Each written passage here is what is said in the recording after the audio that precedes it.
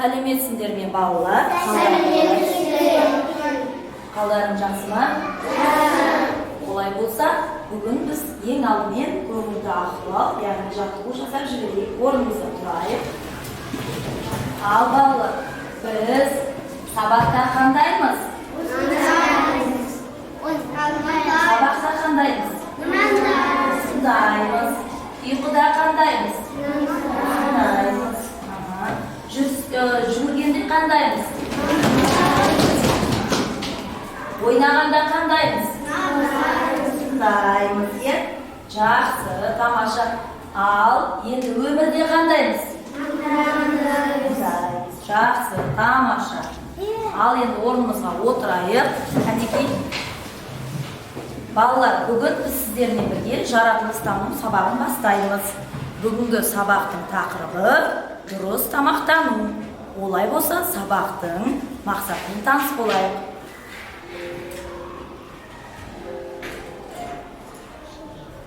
Бүгінгі сабақта сендер адамның өсу және даму қажеттіліктерін анықтау, өздерің танып білесіңдер. Жақсы ма балалар? Сабақ жаңа тақырыпты бастамас бұрын өткен сабаққа пысықтау жүргізейік. Кәнекей, ол үшін біз сендермен бірге мен алдын ала дайындап қойған цифрлық білім беру ресурсында WordWallet деп аталады. Сол жерде сәйкесін тап деген тапсырманы орындап көрейік. Қай кезең? Балалық шақ па, сәбилік кезең ба, қарттық шақ па, жастық шақ па, әлде кемелдегі? Келе ғой, Жандос. Келе ғой. Олай болса, балалық шақ қай жерде жазылып тұр? Соны белгілейміз, белгіле. Басалым. Дұрыс па екен балалар? Тамаша, керемет. Ал келесі.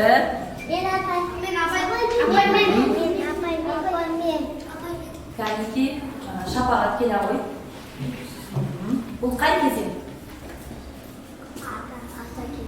Қарттық кезең. Арта кезең дейміз, қарттық кезең дейміз. Қайсы қарттық кезең? Белгілейміз. Тамаша. Жауапты дұрыс берді ма? Керемет. Қай кезең? Жастық шақ па, кемелдену шақ па, сәбилік кезең ба? Сәбилік кезең деп айтамыз, Темірлан келе ғой. Мынау қай кезең? Жастық шақ па, кемелдену кезең ба? Жастық шақ па? Жақсы, тамаша. Әлі бар таусырман бала, уайымдамаңыздар, әлі соңдайсыздар.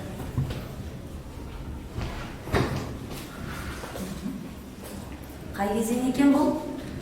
Ең соңғы қалған кемелдену кезең екен, Кәнекей белгілейміз. Жақсы, тамаша. Балалар, біз сәбилік кезден бастап қарттық шаққа дейін дамуымыз үшін, яғни өсіп жетілуіміз үшін күнделікті не істеуіміз керек? Білеміз ба? Кім айта алады? Айта ғой, айтынақ, орнымыздан тұрағымыз. Көкөністер жеу керек, тағы да тұрағы орнына.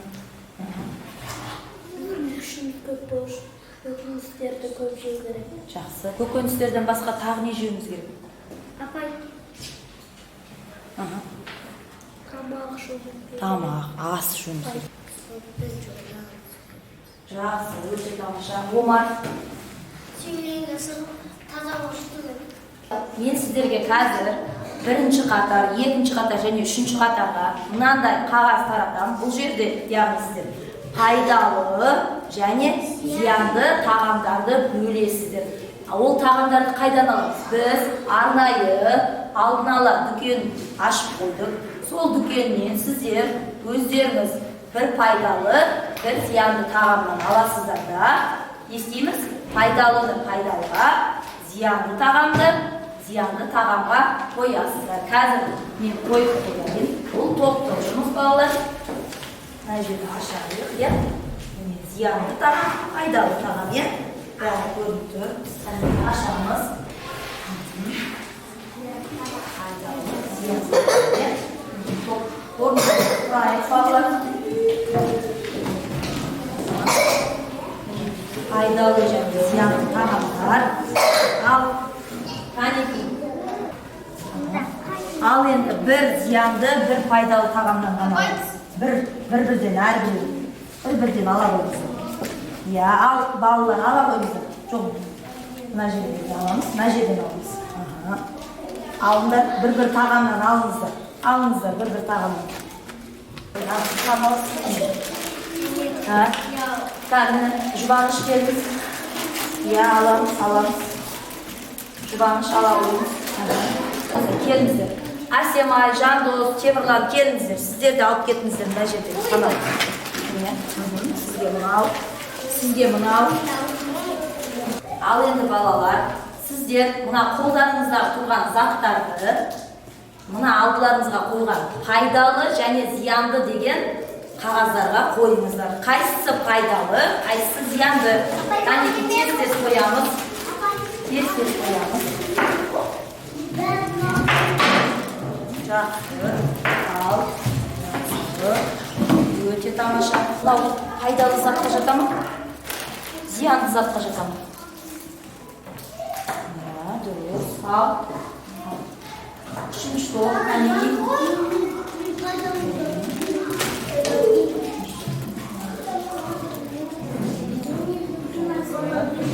Терсеңіз қой, я осымен. Жақсы, балалар. Енді біз анықтадық па? Пайдалы және зиянды тағамдарды. Анықтадық. Пайдалы тағамдарға не жатады екен? Пайдалы тағамдарға не жатады екен? Сүт өнімдері, көкөністер, сосын көкөністер, сосын олар не дейді жалпы? Жемістер, сосын Пайдалы тағамдар. жоқ, енді пайдалы тағамға не жатады тағы? Жемістер, көкөністер, сүт өнімдері, сосын Айран. ет, айран, дұрыс, жақсы. Ал зиянды тағамдарға не жатады екен? Бірінші топ. Зиянды тағамдарға не жатады екен? Майонез, кола, чипсы. Ал енді балалар, сіздерде не жатады екен зиянды тағамға? Шоколад, сосын фанта, сосын чипсы. Ал енді бірінші қатар сіздер жауап беріңіздерші. Пайдалы тағамдарға не жатады екен сіздерде? Мынау мандарин ба? Апельсин ол, иә? Апельсин, сосын ірімшік, сосын жүгері, иә? Сосын банан дедіңіз, тағы да? Чеснок па? Пияз ба? Жуа дейміз, иә, қазақша чеснок. Пияз бұл, аха. Ал зиянды тағамдарға не жатады екен сіздер? Кола, кәмпит, терешки. Жақсы, өте тамаша. Ал енді екінші қатар сіздерде зиянды тағамға не жатады екен? Майонез, фанта, шоколад, кіріштік. Ал пайдалы тағамға не жатады екен? Сок, банан, терешки. Йогурт. Терешки жата ма, не пайдалы тағам? Йогурт, банан, сосын шырын, иә? Табиғи шырындар жатады, иә? Жақсы. Үшінші қатар. Ал үшінші қатар сіздерде зиянды тағамдарға не жатады екен? Мармелад, тамам, терешки, чупа-чупс, сосын кәмпит, мынау не? Қытай пистесі, иә, роллдың. Ол да зиянды тағамға жатады, иә, ол біздің асқазанымызды құртады. Жақсы, ал пайдалы тағамға не жатады екен? Иә. Мақсар не? Лимон. Жақсы, өте тамаша. Өте тамаша қалды. Ал енді орнымызға отырайық. Балалар, біз енді тапсырманы орындап кішкене шаршап қалған шығармыз, иә? Олай болса, сергітіп сәтін жасап жіберейік. Орнымыздан тұрамыз.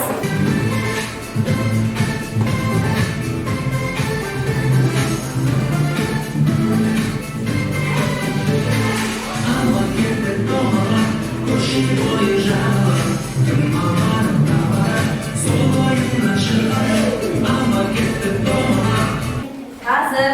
суға алма мен апельсинді саламыз.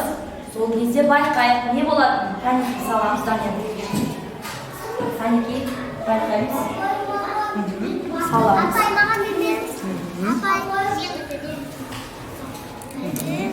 Жібереміз. Саламыз. Ал балалар, не байқадық? Алма шынымен де 25% ауадан тұра ма екен? Иә, себебі ол не істеп тұр? Судың бетінде. Қалқып жүрген, иә? Жақсы, ал сіздерде бірінші топ. Бірінші топ. Қанеки саламыз. Жақсы. Не байқадық? Алма судың бетінде, ал апельсин не істеп тұр? Судың астына ауыр болғандықтан кетіп тұр. Яғни біздің зерттеу жұмысымызда анықтадық па? 25% ауадан тұра ма екен алма? Шынымен. Иә, өте тамаша. Жақсы. Қандай витамин? Еттің құрамында қандай витамин, күштің құрамында қандай витамин бар екен? Енді Айшаға қарайықшы. Оның тамақтану мәзірі дұрыс па? Дұрыс па? Мысалы, ол таңғы аста нанмен бутерброд жейді екен, иә? Одан кейін кола ішеді екен, иә? Таңғы дайын ас ішеді екен. Ал түскі асқа шаркетпен тәтті тоқаш жейді екен. Одан кейін кешкі асқа шоколадпенен печенье жейді екен. Ал бесін асқа ол тәтті шырмен тәтті тоқаш жейді екен. Бұның барлығы қандай тағамдар? Зиянды тағамдар. Олай болса, кәнеки біз Айшаға қалай дұрыс тамақтану керектігінің бір ас мәзірін айдап берейік. Кәнеки бәріміз мұнда келейік, қалпағымызды кию керекпіз, иә? Себебі біздің не істейміз? Басымыздағы шашын тыныш. Ал. Балалар, енді сіздер қазір Айшаға дұрыс тамақтанудың мәзірінің бір-екеуін көрсету керек. Сол үшін Каусар, сіз бутерброд жасайсыз, кіммен, Зәуремен. Сіз Омармен бірге мына йогурт және алма, мандаринмен салат жасайсыз, е? Жеміс салатын жасайсыз. Ол үшін мына жерге салыңыз. Ыдыстарын салыңыздар, Омар саламыз, қолымызбен ұстамаймыз, тек қана ыдыспен саламыз. Омар, сіздер кішкене ары тұра тұрыңыздар, тұра тұрыңыздар, мына кісілер. Омар кел салды. Йогуртты ашып.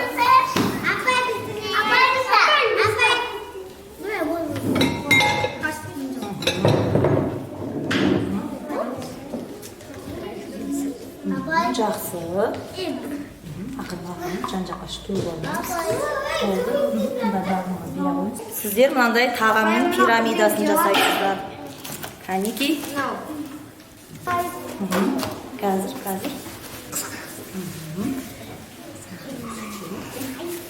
Жақсы. Ал, қыздар, сіздер не әзірледіңіздер? Қыздар, не әзірледіңіздер? Бутерброд. Ол қанды құрамында не бар оның? Құрамында не бар екен бутерброд? Қияр, қызанақ, сосын қара нан бар, е? Колбаса бар ма? Шұжық бар ма? Жоқ. Біз бұны қандай өнімдерден жасадық? Табиғи өнімдерден жасадық. Ал сіздердің салаттарыңыз, жеміс салаттарыңыз неден тұрады? Алма, йогурт. 3 құрамы, е? Құрамы. Ал сіздердің пирамидаларыңыз дұрыс құралды ма? Кәнеки балалар қарайықшы. Ал балалар, сіздердің тағам пирамидасы дұрыс құралды ма? Пирамида болып шықты ма? Шықты. Яғни біз көбірек жеміс көкөністерді жеуіміз керек, нанды азайтуымыз керек, одан кейін сүтті өнімдерді азайтуымыз керек, балық пен етті азырақ жеуіміз керек, ал майды ең аз дегенде мөлшерде жеуіміз керек, иә? Жақсы. Сонымен балалар, біз бері қарайық, бәріміз бері қараймыз. Айшаға дұрыс тамақтанудың әдісін және дұрыс тамақтану түрін көрсеттік па? Яғни оған ас мәзірін дайындап бердік, иә? Қандай астың түрлері бар екенін, иә? Бұл тағамдардың барлығы қандай жолмен алынған? Қандай жолмен алған бұл тағамдардың? Табиғи жолмен алынған, иә? Жақсы, өте тамаша. Ал енді орнымызға отырайық. Бүгінгі сабағымыз сіздерге түсінікті болса, мен түсіндім дейміздер. Ал егер де сұрақтарыңыз болса, менің сұрағым бар дейсіздер. Ал егер де мен түсінбедім десеңіздер, бұлай көрсетеміз. Яғни бас бармақ әдісі арқылы өздеріңіздің сабақты түсінгендеріңізді бағалап жүріңіздер. Сабақ түсінікті болды ма? Иә. Бұлай көрсетеміз бұлай.